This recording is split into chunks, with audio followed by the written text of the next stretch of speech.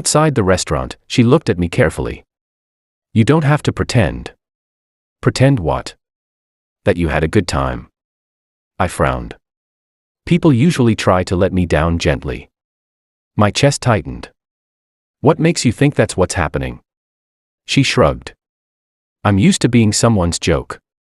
I couldn't answer immediately because I realized she wasn't exaggerating.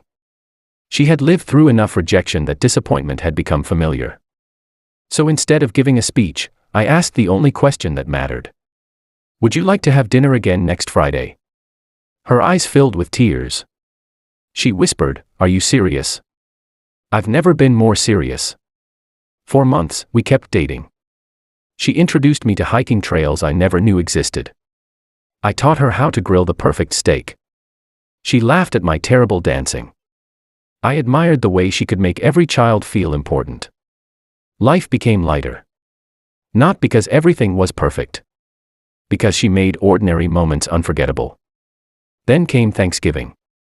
Both our families met for the first time. Everything was going well until one of my uncles, after too many drinks, leaned across the table. So, Daniel. I knew that tone. You could have dated anybody. He glanced toward Emily. What made you settle?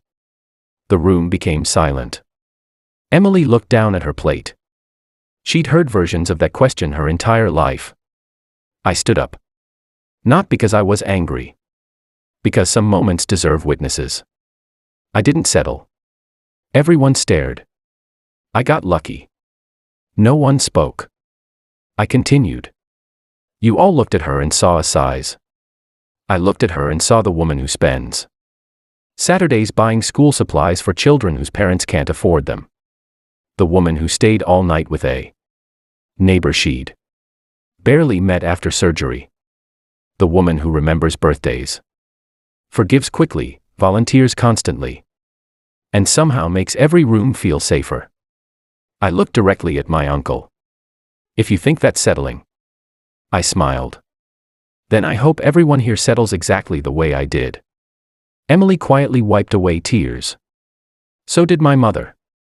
Even my uncle looked ashamed. But life wasn't finished teaching us lessons. A few months later, Emily was driving home from work when she witnessed a terrible highway accident. Most drivers slowed down. Some recorded videos. Emily pulled over. She crawled through broken glass to comfort a frightened little girl trapped inside a damaged vehicle until firefighters arrived. She stayed with her for nearly 40 minutes.